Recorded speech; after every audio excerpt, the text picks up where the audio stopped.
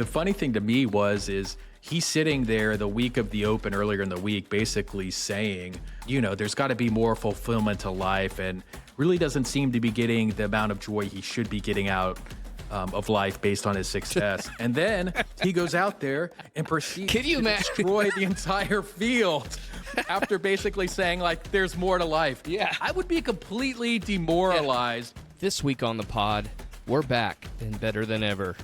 We'll reflect back on Scottie Scheffler's pre-Open comments and his thoughts on whether winning majors really matter. He hadn't finished outside of the top 10 since March. And how many tournaments he's won this year? What, 4 or 5? It's when you do think about it's just that, insane. Like, okay, this guy just said this, and he's wiping the floor with me right now. We'll go in on more house settlement fallout and the bogusness of higher ed and athletic departments piling on students and families to help cover their costs. That is always the answer. It's like, well, who can give us money now? Who can give us money now? Yep. We may have just thrown $20 million on a buyout to a coach. Yeah. But you know what? Hey, let's just foot the bill on the students of South Carolina. Yeah. We'll also read some emotional feedback from our valuable listeners that reinforces what we all know. Things need to change.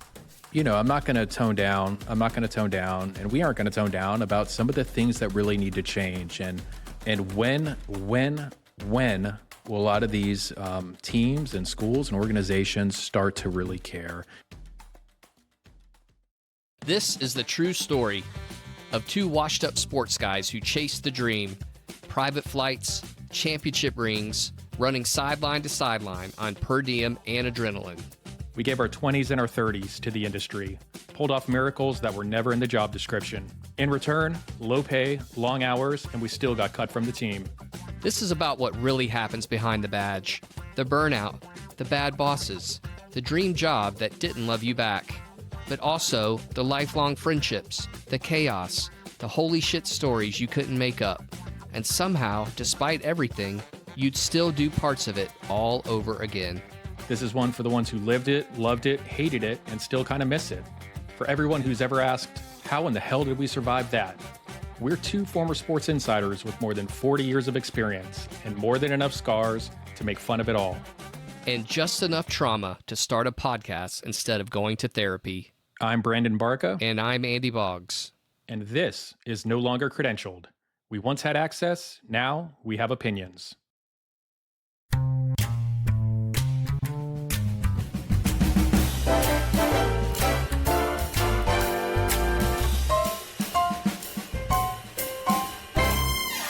Sports. I'm not here to inspire somebody else to be the best player in the world, because what's the point? This is not a fulfilling life. It's fulfilling from the sense of accomplishment, but it's not fulfilling from a sense of like the deepest, places of your heart. There's a lot of people that make it to what they thought was going to fulfill them in life, and then you get there and all of a sudden you get to number one in the world, and then they're like, what's the point? And I really do believe that, because what is the point? You're like, why do I want to win this tournament so bad? That's something that I wrestle with on a daily basis. It's like showing up at the Masters every year. It's like, why do I want to win this golf tournament so badly? Why do I want to win the Open Championship so badly? I don't know. Because if I win, it's going to be awesome for about 2 minutes. And then we're going to get to the next week, and it's going to be like, hey, you won 2 majors this year. How important is it for you to win the FedEx Cup playoffs? And it's just like, we're back here again, So we really do. We work so hard for such little moments, and I'm kind of a sicko. I love putting in the work. I love being able to practice. I love getting out to live out my dreams. But at the end of the day, sometimes I just don't understand the point. We're going to kick off today's show talking about the best golfer in the world right now, Scottie Scheffler, who's just coming off his 4th major win, I think, in 4 years, and is dominating the golf world. But it's really what he said earlier in the week before the Open Championship started that was really refreshing. And I think there are a lot of parallels to what we do working in sports that we can take from it. For someone in his stature, he's just refreshingly honest. I think many of you guys have probably seen this or heard this, but he's 29 and has that perspective. And I think that, to me, is the craziest thing. Nick Saban always talked about the process and not results, and it seems that Scheffler enjoys the process. He mentions in that interview there's always the next week. There's no time to celebrate what just happened because there's always another tournament, and for him, another press conference with the same questions. To me, when you're answering those same tired-ass questions from reporters every single week, and he doesn't run from them like McIlroy does, I think it can lend you to that perspective, especially when he's grounded in his faith and family, that no matter who is sitting in that chair answering those questions, they're all going to get those same questions, doesn't matter who it is. This attitude even stretches into his endorsement choices. He's endorsed by Nike, who provides his clothing, TaylorMade, Titleist, and Cameron Putters, who help him tailor his equipment, NetJets, who gets him from place to place, Rolex, who is the official timekeeper of the PGA and has been partnered with the PGA since 1967 and does those rad commercials at all of the majors, and Veritex Community Bank, a regional Texas bank who began their sponsorship with Scheffler in 2018 at the beginning of his career. Compare this to other golfers. Tiger hawked Buicks. Jordan Spieth is selling cell phones for AT&T. Rory has HR software, Workday, and mutual insurance company FM as sponsors. He's founded a venture capital fund, Symphony Ventures, and co-founded TMRW Sports, the company behind an indoor golf league known as TGL, alongside Tiger Woods. So even his sponsors are different. And at age 29, he's now set atop the world rankings for 148 of the last 173 weeks. And how good has Scheffler been this season? His caddy, Ted Scott, is estimated to have earned more in 2025, $1.92 million, than the average PGA Tour player at $1.73 million. So pretty impressive stuff, man. He's put everything in perspective, but it's such a rarity. He's almost as rare off the course as he is on, if that makes any sense. Makes a lot of sense. A lot of stuff to break down there. First, I love what you said about Nick Saban as just a comparison about sports. It jumps me back to the Dr. Matt Hummel episode where he talked about burnout in sports, about how these coaches or athletes always have these mottos about working harder or just win, baby, or do your job, or one pride, one team together, all this really phony baloney stuff about motivation and things that make somebody great. And, he's just another example. I think of the Tim Duncans or the Pete Samprases of someone who seems like really genuine in his heart and his mind, as far as how he portrays himself publicly. He's not trying to be the superstar of the media or of just sports or pop culture in general, right? He's not out there to make a bag. I was going to say, he's making a lot of money, but he's not doing all the stupid stuff. I don't only say it's stupid, but he's not stretching himself out to do all these corporate things, or he's just very simple, and everything is around golf and his family. And honestly, it sounds like the relationship he made with that bank, he probably did that. He probably knew those people for a long, long time, maybe even before he turned pro. And it's just so simple. And he plays golf that way. It's simple. And he puts his head down, doesn't talk to many people, kind of throws people off, I think, but gets arrested every now and then. That's okay. Oh my gosh. But yeah, it's just, it's so refreshing to see that. And I think you're right. People can kind of take his press conference and the words that he spoke and kind of apply it to the way they're living their life. I mean, it's called the arrival fallacy. That's basically meaning that when you get to the place, you reach your goal, it's not the end all be all. Because like you said, it lasts for like 2 minutes. And then you're thinking about what's the next thing after that. And I don't want to speak for him, but he seems like he's got things in the right perspective. And he seems like a pretty happy dude. Someone could say it was like, well, maybe his heart's not in this game. Maybe he's a great athlete and great golfer, but he doesn't love the game. But I loved how he was clear to say, right. Don't get it twisted. I'm a sicko. The guy trains like crazy. He's motivated to win. Obviously, he's doing things right now that, you can put him with a couple people's names in the probably with Rory and Tiger in the last 20 years, right? Of what he's accomplishing right now over a 3 or 4 year window. And so the guy is obviously driven. It's almost, I don't want to say sad or depressing, but when you hear somebody open up like that basically says, they're not fulfilled. There's no fulfillment from all these major victories or all this money or all of these things. And I really do relate back to sports. And he was saying this not for the quote to get in the media. He was saying what was genuinely on his heart. When you're starting to get in the business, what are you thinking? I'm like, I'm starting it out, I'm making 20 grand. I'm like, man, I got a loaf of bread. I can have a big meal at Ruby Tuesdays every 2 weeks. And I'm living large, but maybe if I made 30 grand and went from a coordinator to a senior coordinator or a manager, that's when life would be big and great. And you keep thinking like where you go with the money or title, it's going to solve everything. And obviously it hasn't. And he's found that balance in life where he doesn't need to be fulfilled by being a celebrity or star. And he's put a real importance on the family end of it. And we've talked about this, figuring out ways to prioritize things that, even as we see them later in life, that really matter more than what we accomplished in our career fields. And so it's kind of bittersweet. Like, I'm really glad that an athlete can open up and say something like that publicly and you can truly believe them. Well, on the other end, it's like, man, it really is a little bit of a sad and depressing thing that I think both of us have gone through in an industry, obviously not at the level that he's doing it at. For him just to get out there and kind of go against what everybody in society thinks, that just because you win the Masters, you're the happiest guy in the world. I mean, there's all kinds of research about the number, how much money you really need to be happy. I mean, it's like, I think in the U.S. right now, I think it's like 75 grand or something, or maybe not even. So to me, I think that's why everybody, I mean, Dan Hicks on the broadcast on Sunday, I don't know if you watched it, he brought it up on Saturday and he brought it up on Sunday. And so I think those guys were kind of caught off guard about how honest he was about the situation. And, then we can talk about what really does make you happy. I mean, what makes him happy?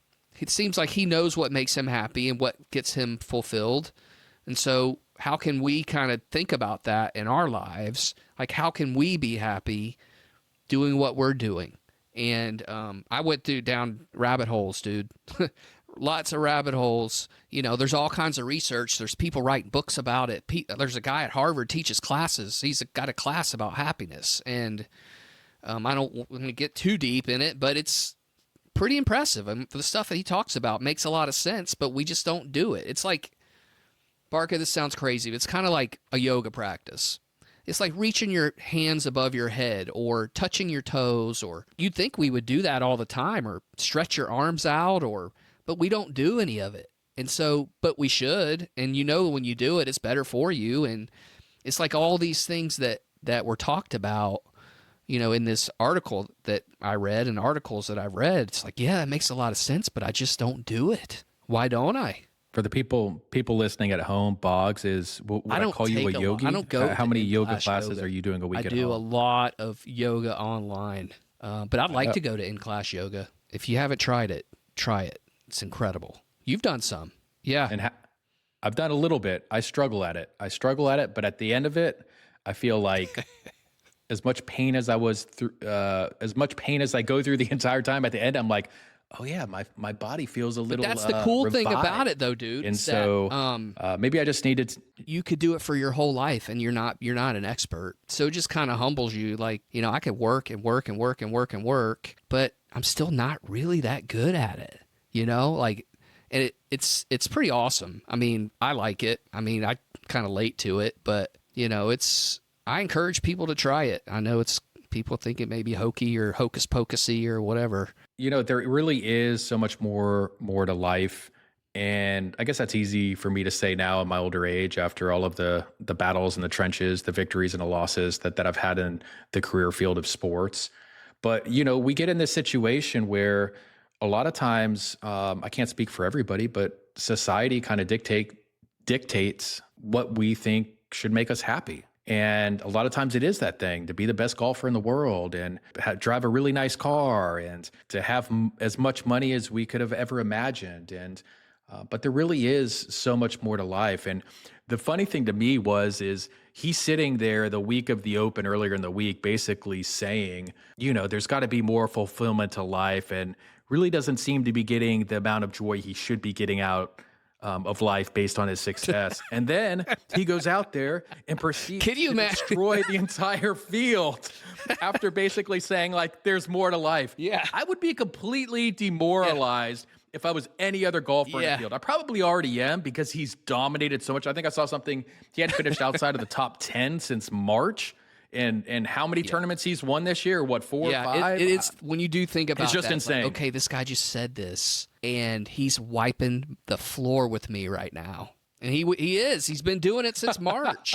He got hurt in December. Do you remember how he got hurt? He hurt his hand. I don't making pasta with his wife. So he heard it. Supposedly, this is what he said. I mean, I believe him. And so he missed like January and February because he's trying to rehab from this injury, a pasta making injury. And then he just comes back and just destroys people. He's just destroying people. And then he says it doesn't matter. It's kind of cool. If you think about it, it's really cool. Hey, more power to him, man. More power to him. And I know that clip was going around, I guess it would be by the time this episode comes out, like 2 weeks ago. And usually I like to skip over those types of deep, thoughtful type clips that athletes sometimes pretend to say or pretend to believe. But, it was really genuine and really cool. I want to read this clip. You mentioned the Harvard professor, Arthur Brooks, talking a little bit more about arrival fallacy. And he teaches about happiness, and he talked a lot about Scheffler's mental state. And here's what he said. Making progress is incredibly satisfying in humans, but you need a direction and a goal for that progress. Most great world-class athletes have arrival fallacy. That progress is great, but arriving at your goal is the best, and instead of it just being a pin on the map to tell you what direction to go. Man, I remember thinking, if I have a book that's #1 on the New York Times bestseller list, it's going to be so freaking awesome. And you get there and you're like, yeah, but the next week it's a book by some politician. And you're like, oh, that is how we are wired. That's how the arrival fallacy works. And in a nutshell, that's what Scottie Scheffler was talking about. And it's so true. It's so true. You're always pushing for more. You want to be the best. I was always driven in my work, and I was never satisfied. I could never live in the moment. And I always wanted to do more and to figure out how I could bring the most value, not only to my career, but to the company I was working for. So again, bittersweet.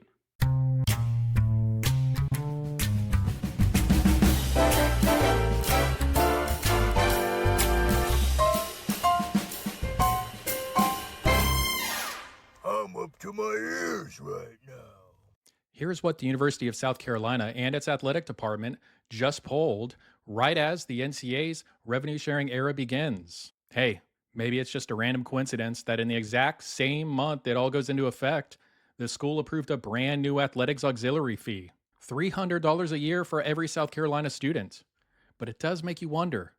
Throw in the $100 ticket fee that already existed, and that total cost now has quadrupled for students every year. The price hike could create $11 million in new annual revenue. And here's what they're telling us about it. It's not going to pay athletes. This new fee is for, and I quote, enhancing the student experience. Yes, people, the PR machine is in full gear. You got to respect the hustle. But let's not kid ourselves. This is a department facing a new reality. Schools will now allocate $20 million a year in revenue sharing with athletes under the House settlement. Every school is scrambling to make the math work. Some are even cutting sports. Power 4 programs like Michigan, Oklahoma, and Texas A&M are laying off a chunk of their athletic staff. South Carolina, they're strategically charging students right as the new rules go into effect and denying it has anything to do with athlete pay. I mean, why would they admit that the cost of compensating players is being passed down to undergrads already buried in tuition and fees? Meanwhile, let's take a closer look at how this university is spending money. Last December, as schools were bracing for the House settlement's approval, South Carolina hired Jeremiah Donati as its new athletic director. He signed a 6-year deal worth $1.9 million a year, a $600,000 raise over what he made at TCU, and it's going to increase by $100,000 each year he's at Carolina. The Gamecocks also covered his $2 million buyout. Props to his agent, the rich get richer. But let's get real. Donati would have walked barefoot from Fort Worth as the cocky mascot to take an SEC athletic director job during the biggest shift in college sports history. So, can we stop pretending Power Four schools are broke? Or is the system just broken? Sure, South Carolina hasn't publicly announced mass layoffs like some of its Power Four peers. And if this new student fee helps prevent that, fine. You could argue it's doing some good. But the bigger picture, college athletics keeps demanding more. And the people getting squeezed are the fans, the students, and the staff. And certainly not the new AD in town, getting a 62% raise over his predecessor. This is the current state of college sports, and if no one else wants to say it out loud, we will. Somebody needs to be held accountable for the fallout. So, Barca, I have some big picture thoughts. Higher ed is a joke in itself. And according to U.S. News and World Report, in the last 20 years, tuition and fees at private national universities have jumped about 126%. Out-of-state tuition at public national universities has risen 112%. In-state tuition and fees at public national universities soared by 133%. And if you adjust it for inflation, those totals are 41%, 32%, and 45%. So what's the numbers on that? Almost 50% on in-state tuition. So coupled with that, so the RFK Group, a higher ed consulting firm, in the 8 years before the pandemic, managerial and professional positions expanded by an average of 12 to 20%, depending on the type of institution. Growth was particularly high at public research universities at 23%. Pandemic slowed it down to 1 to 3%, but it's picking back up. And as of late, it's ticked back up to a 9% growth. So the whole system is out of control. And so why wouldn't athletics just pour gasoline on the fire and contribute to the problem? I mean, people are stroking a check for their kids to go to school. I mean, what's another $400? I think that's kind of what they decided to, dip their toes in. So, but this is a new era and things have to be paid for. If you value big-time collegiate sports and the scene around it like I did, and probably like you did, this is a minimal payment. If you went to every athletic event, fraternity party, house party, social engagement, or whatever around every event, this is the cost of doing business. However, if you live in Charleston, South Carolina, and the University of South Carolina is the only place for your major in the state, and you'd rather watch paint dry than go to a football game, then I would think that attending a school with those type of fees would be a red flag. Would it still be cheaper to go to a state school with the fees? Do you want to be involved in a collegiate setting that values athletics like that? And I will say that I don't think it's just South Carolina raising fees, but this is going to be ongoing issues for higher ed moving forward. As a parent, do you want to be involved in paying that kind of money to a quarterback who doesn't value education, skates through easy classes, and would leave for the NFL at the drop of a dime? I don't know. That's a family issue, and I'm sure it'll be addressed at kitchen tables across the country. As for the AD's salary, it's just another example of schools bidding against themselves. Like you mentioned, that dude would have crawled to Columbia from Fort Worth. But instead, not only did you bid against yourself, but you raised the floor for AD salaries across the country. Do you think an AD candidate at, let's say, Florida is going to let that be the top salary in the country? What about Ohio State or Michigan? Listen, an AD's job is hard, super hard, and they should be compensated for it. But is that job any more important than any other job? As we've seen in our careers, some of these ADs don't deserve to be in the big red chair. Just a lot of issues, man. I mean, a lot of family issues. I mean, $400 is $400. I mean, some people, for a lot of people, $400 is a lot of money. And for you to just tack it on to pay your quarterback $1 million, I don't know, dude. What do you think about that? 400% increase. They may. It's easy to sit there and say it's like, oh yeah, they'll pay it, and yeah, students will pay it. Sure, it may not upset a ton of people, but everything you're saying is so spot on, and a 400% increase, and to basically tell us, oh yeah, we're raising this now. Yeah. Coincidentally, at the same time, right, as this house settlement and this $20 million payment. And then you're just going to bullshit us Yeah. is what it seems like. That's what you're going to do. It's just, it's how everything is, man. I don't want to get political because I hate politics. Yep. But this right here, South Carolina, kudos. This is the American way. Yep. Red, white, and blue. Yep. You know what we do when we need money? We make everybody else pay for it. Yep. Yep. Not these billionaires that are sitting in these chairs. And like you said, these escalating costs for athletic directors that they keep raising the prices in the industry. And it's just ridiculous. It's like when you look at these football stadiums, like, you know what? These billion-dollar owners are like, well, we don't want to pay for all of it. How much are the taxpayers going to pay? Right. And it's just every single thing that happens. And, you know, how about we just analyze a little bit more how you're spending that money, especially these institutions, Right. more so than a professional leagues. And you know what? Maybe, you know, before we sit here and I shouldn't say nickel and dime. I should say a lot more than that. Right. That's always the answer. That is always the answer. It's like, well, who can give us money now? Who can give us money now? Yep. We may have just thrown $20 million on a buyout to a coach. Yep.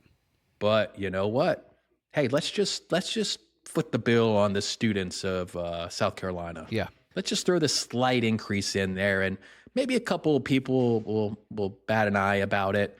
It won't raise a big stink about it, but let's not tell them it's going to pay athletes, Right. Because maybe it's not with the way that and how we're cooking the books right now. Yeah. But don't bullshit us. Yeah. That's bad. And everybody knows what's happening, you know, and like I mentioned, if you're a sports fan and you're going to South Carolina and you're paying $400, $470, whatever it is for the year, I mean, there's 7 home games and, you know, 15 or 20 home men's basketball games. Your women's team is great. You want to maybe go see those. You know, there's 47 events. Baseball's good. I mean, if you're into it, it's worth the cost, right? Or, you know, you're going to a fraternity party before, sorority party, or, you know, get together, and it's, you know, it's just, you pay for that. I mean, it's just, I mean, I get it. But then there's also a lot of people that don't give a shit about it. They don't care. And so then you're going to, for $500 to, frankly, a family like us, that's big. Wait a second. You're saying that the world doesn't revolve around sports? There's Yeah, other right. things out there? Yeah. Outside of this sports bubble where we feel like everybody in the state of South Carolina, all they care about is South Carolina and Clemson football? Yeah. I mean, it's a big deal. I mean, it's a big deal, but it's not the number one deal. If my son, who would rather watch paint dry than watch any sport on TV, if he wants to go to University of South Carolina, and we live in go Charleston, to Bucky's University. Yeah, he would go to Bucky's University. Honestly, us paying $500 for him to go and, you know, subsidize the South Carolina football team or the basketball team. Like, shit, man. We would have a talk about it. Barca, we would talk. My wife would be like, "What are we doing? This $500 fee is going to what? I could spend that on books instead. I'm going to have to spend it to pay the point guard $2 million." Like, I don't know, dude. There's going to be some talk about that. Hey, you got to respect the university side of things, because when universities get in on these types of announcements about higher fees, man, they can bullshit with the best of They them. really can. It's great. If you want a university to come out and tell you the truth publicly, Yeah. you might be waiting until, I don't know, Yeah. until the cows come home is what they used to say. Yeah. You know, but it's not just happening at South Carolina. It's happening at other places. My dad's a West Virginia grad. He's told me that they're raising fees. My wife went to Marshall. I think they're raising fees. Again, it's just part of the higher ed bullshit. Honestly, you know, it's just another fee that you got to stroke a check for. And 400%. That's the thing. It's like, It's you a know lot. what? Fees raised in time. A random 400% at one time. yeah, it's a lot. And families don't have that kind of money to pay. You know, they just don't for that. I mean, we were really lucky. Man, I hope I don't get in trouble for this. But we worked at a school where education kind of mattered, right? It was a big deal. Like, our coaches would travel the world to find kids that could play at that level and go to school.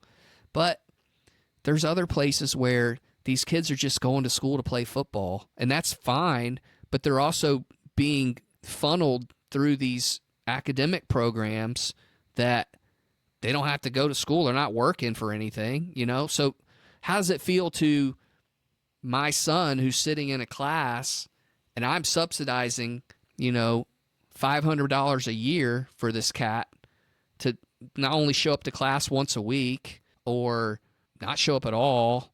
I mean, there's some shit going on there, dude. There's some stuff going on there. At least for our family, there would be some stuff going on. So, I mean, Who's next? Who's footing the bill next? yeah, who's next? You know, Who's next? I can't just, why don't you just go to someone in Charleston who owns a couple yachts and say, hey, can you help us pay for this? Don't make kids pay for it. Don't make families pay for it. What are you doing? You trying to tell me you can't go somewhere and raise that money? Come on, man. It's a cop-out. It's an easy way to get cash because it's just part of the higher ed bullshit. It's just higher education, you know? That's why people aren't going to college, honestly. I mean, enrollment numbers are down. People aren't going to school. They just can't afford it. They don't want to do that.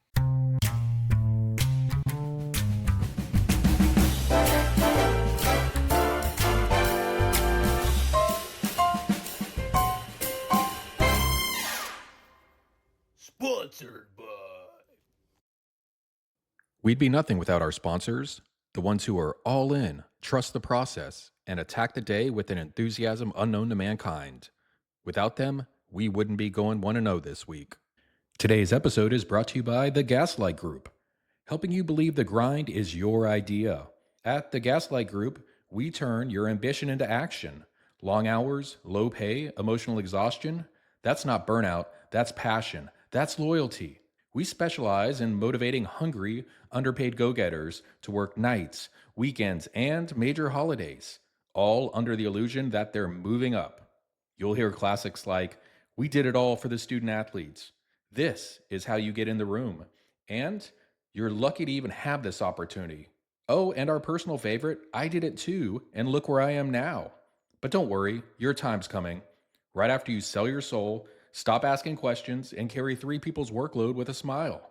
The Gaslight Group, because if you don't want it bad enough, somebody else will. No Longer Credentialed is also fueled by the marketing team at Buy In or Get Out. At Buy In or Get Out, we craft catchy team slogans for head coaches that sound deep, mean nothing, and keep everybody in line. Whether you're an athlete, assistant coach, GA, or underpaid staffer, our mission is simple: total obedience, branded as unity. We're the team behind iconic coach-driven slogans like, "All gas, no family time," "Whatever it takes to keep me employed," "One team, one vision, one man's bank account," and "Do more with less," while always being on call. Our proven formula? Convince everyone to sacrifice everything for the culture, just long enough to land the head coach a new 5-year deal somewhere sunnier. Then, leave the rest of us behind, burned out updating our LinkedIn bios. Buy in or get out, because if you're not rowing the boat together as one team, you're off the payroll.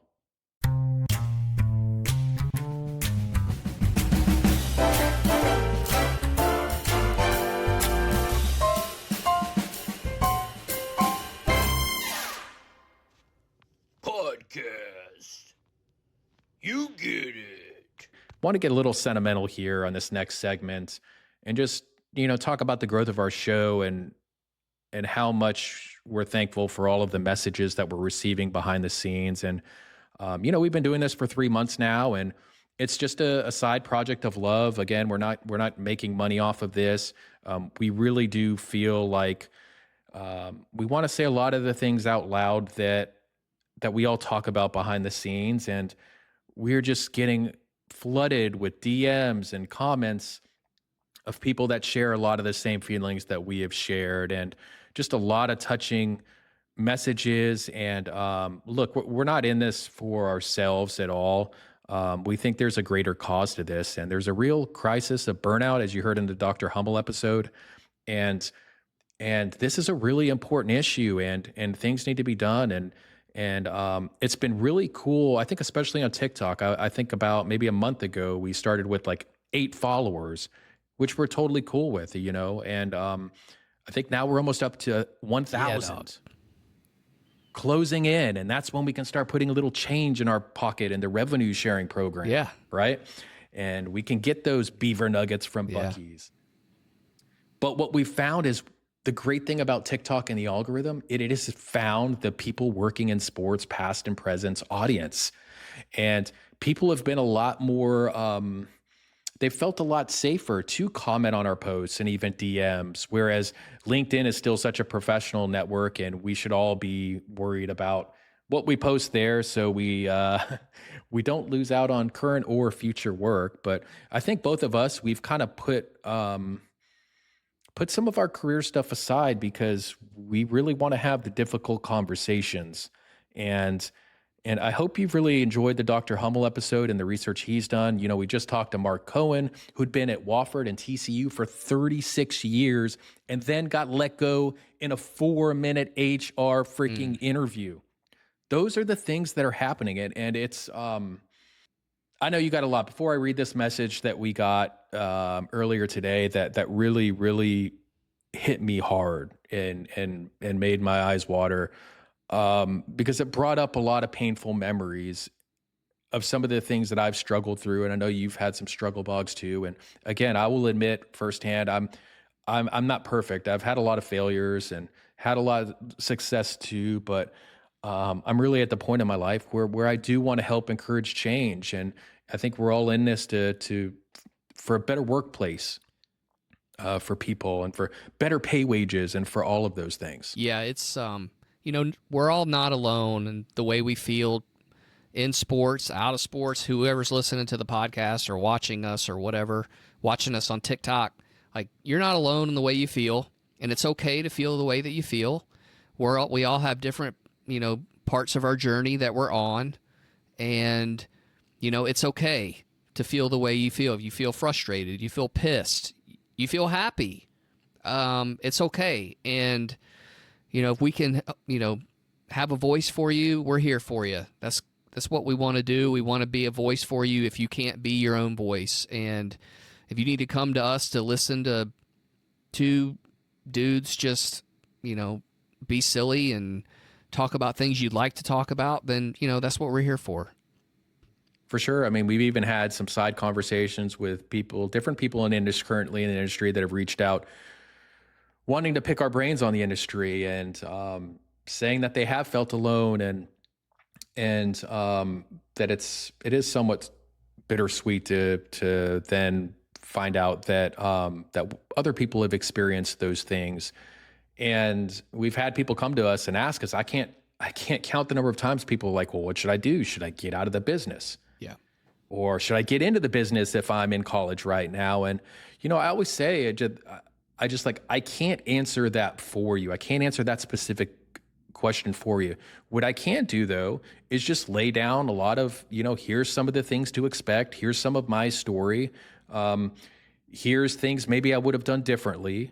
I think a lot of times people, and even Dr. Hummel reinforced this, is people have to determine, what's important for them to put food on the table. What's their priority? Is it their relationship? Is it their work? Is it the city that they live in? Is it the employer they work for? Is it the amount of hours they do for each week? Is it for the prestige? And so, all we can do is, and what we've tried to do is, hey, we're going to tell our story, and we've loved the comments, and we've tried to reach out back to as many people as we could that have sent us messages.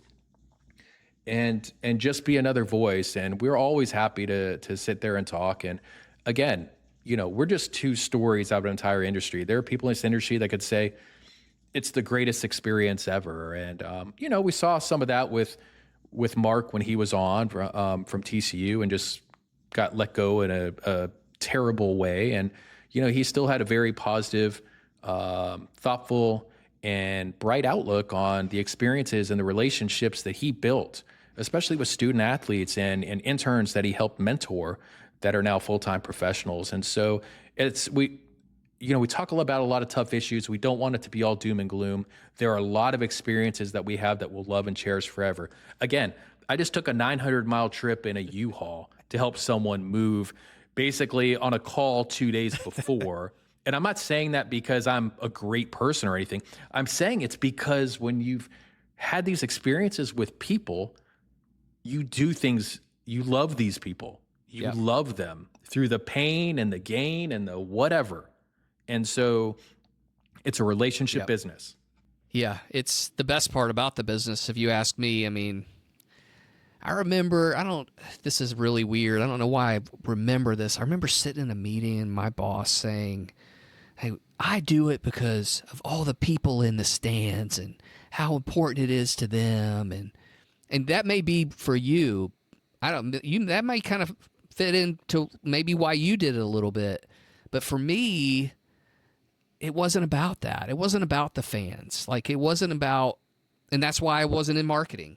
It wasn't about the fans to me. It was about the relationships I had with the people in that room and the people, my players and coaches and staffers. And, I've met a few fans. That was great. But, it wasn't really about them to me. And that's not right or wrong. That's just kind of the way I'm wired. And, but it is about the relationships. It really is. I mean, it's, we've talked about this before. I mean, how many professions where you can say that you've met people from pretty much every continent on the globe, Australia, Europe, South America. I mean, I've met people from all of these places, and it's not a lot of people get to do that. So that, to me, is the major perk. Major perk. I agree with what you're saying from the perspective of I always took the perspective of, look, when you talk about priorities, I was so passionate and loved the job. The hours, I understood, but I also understood, like, hey, if I'm going to devote this much time of my life in the office at the majority of the places that I that I worked at, that, I had a good experience at the most of the time. I can't say that for every place, unfortunately. Yeah. I was always a believer, like, hey, if I'm going to spend 14 hours a day, more than half of every day is going to be devoted to my work.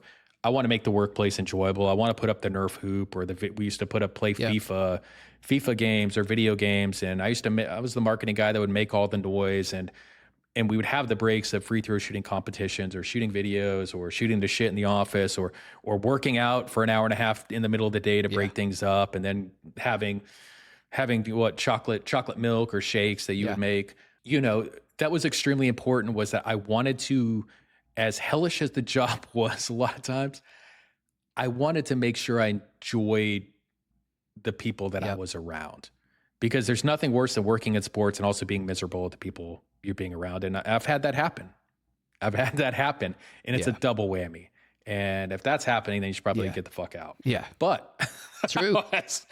But also, I will say that, from a content creation thing, I did look at a lot of the things from the fans.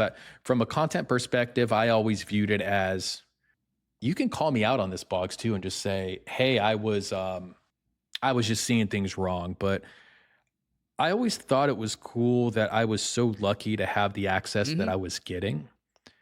And so when I got to take these cool trips, and I got to go to the big house, or I got to go to the NCAA tournament and sit on press row, or I got to travel with the team to a bowl game, and we're sitting there watching the Peabody Ducks come out and the week of the Liberty Bowl.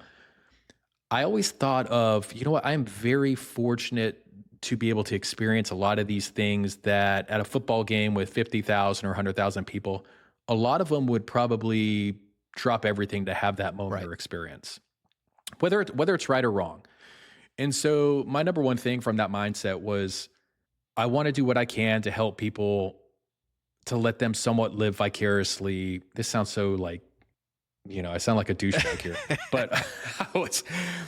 but to let them somewhat live vicariously through the things that I was fortunate to see every day. The locker room speeches, the traveling, all of those things. And I thought it was important because fans really care about the sport. They live and die. They support it financially.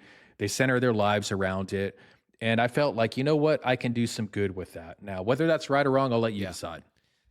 Yeah, it's, people are part of your journey, right? And sometimes, your journey can get a little bumpy, and it's nice to have people in the hole, the foxhole, that kind of get you and understand that, I'm here with you.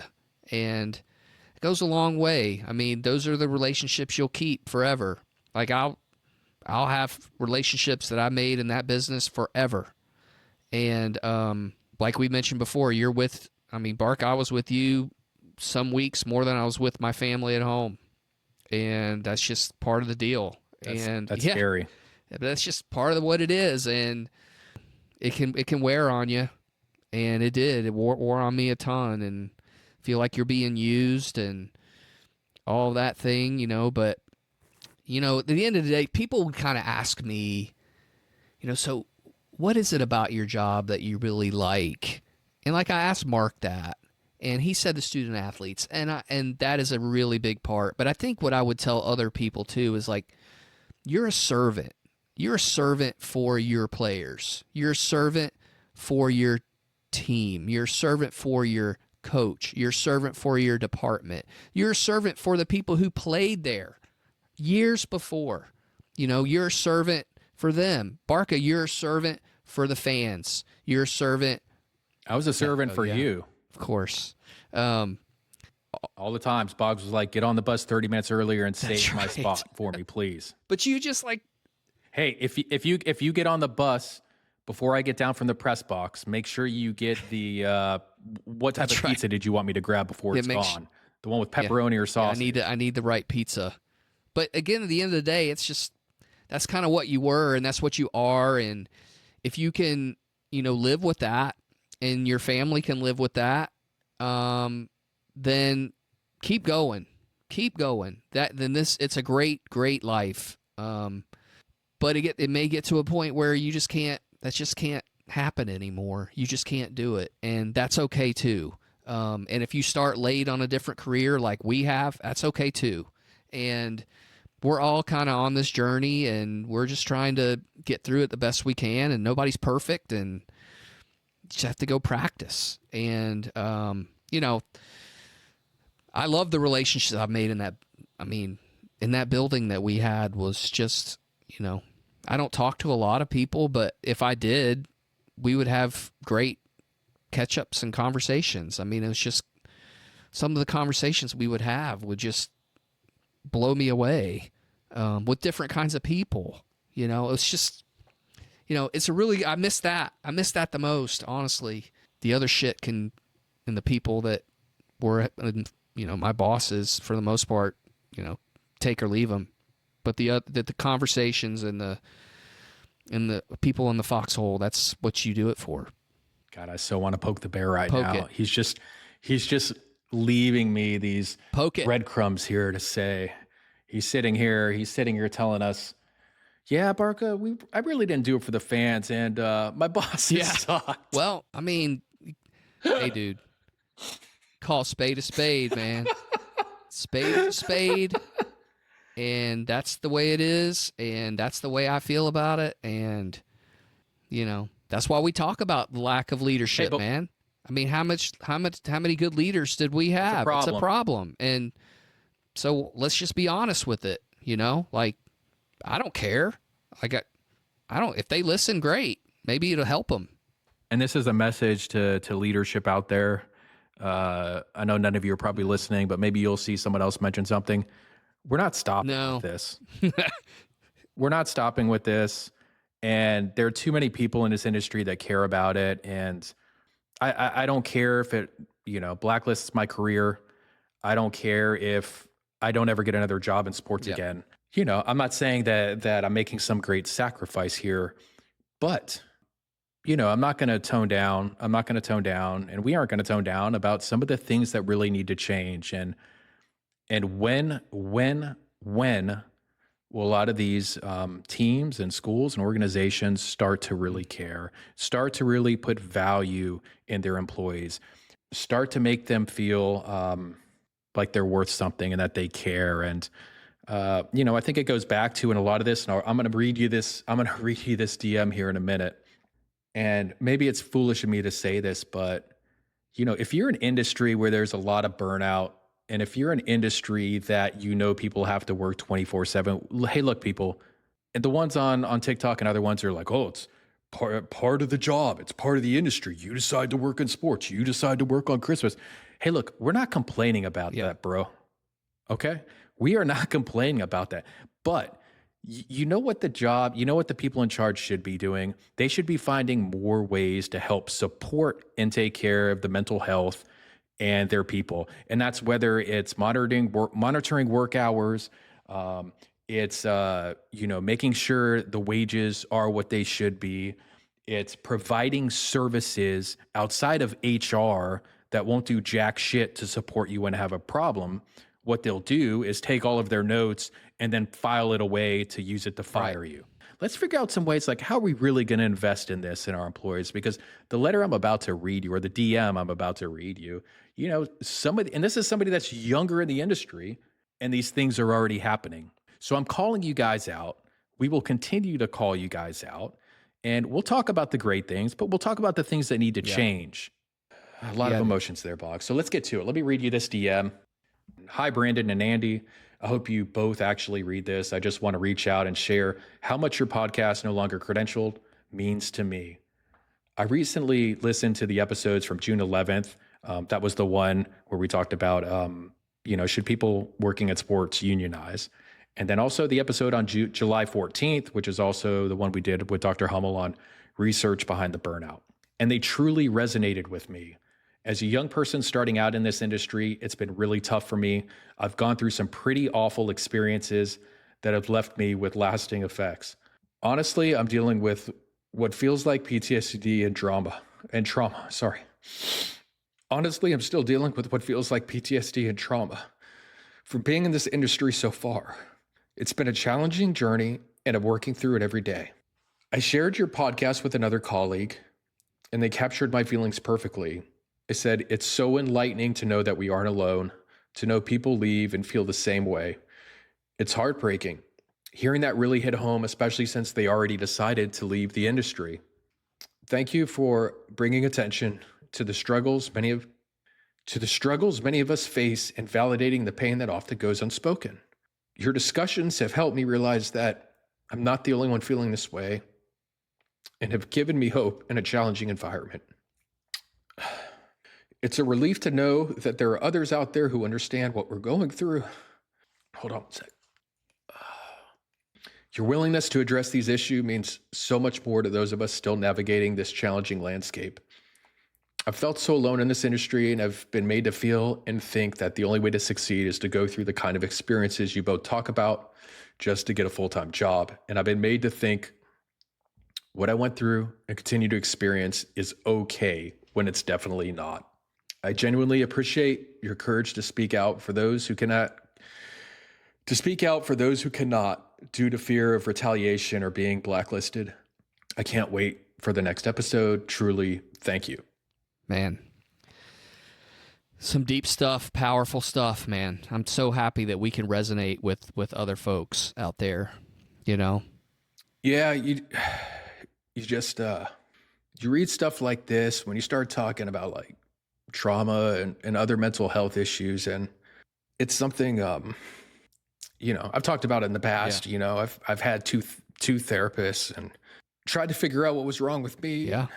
And you hate to see stuff like this happen, and you don't want people to experience it. And, I come from a place of, I had a lot of great experiences at work, and, there's a lot of stuff deep down, and, I destroyed my personal life, and, I'm not a great example, but, obviously trying to do some right, and it took too long to do it, but, we appreciate this feedback, and we're not for everybody, but, if there's anything we can do to lend an ear, please reach out to us. Yeah, it's important. Maybe build a little community here, where, we're going to stand on this corner. Like, this is our corner. We've staked it. No one has staked it out, and that's who we're going to be. We're on this corner, and our mainstream media and people covering sports don't ask these questions. We're going to ask them, just because we've lived it. We know how it is, and we're gonna stake this corner.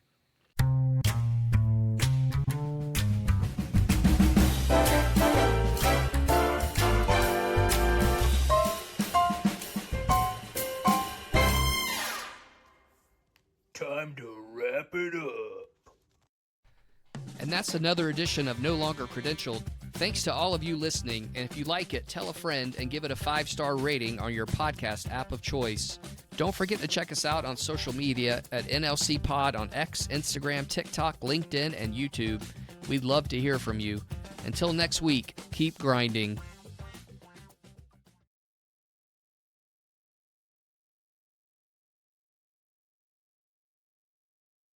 Well, I can't wait to see the partnership for Bucky's U. Some school out there, the Oregon Ducks, back in, it may have been the 1940s or so. I'd have to look this up. Basically got the approval from Walt Disney. They did. To use Donald Duck's likeness, which They did. honestly probably wouldn't happen today. Ooh, no. So that's one Think how of much the that really would cool cost. things.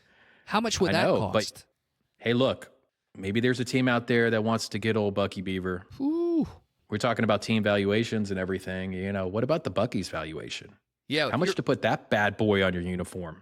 I mean, think about this for a second. You're University of Texas or Texas A&M or whoever, and you get licensed. You could put a Texas A&M jersey on Bucky the Beaver. Dude, you make some cash. This episode's gone off the rails. It has gone off the rails. They would sell some merch.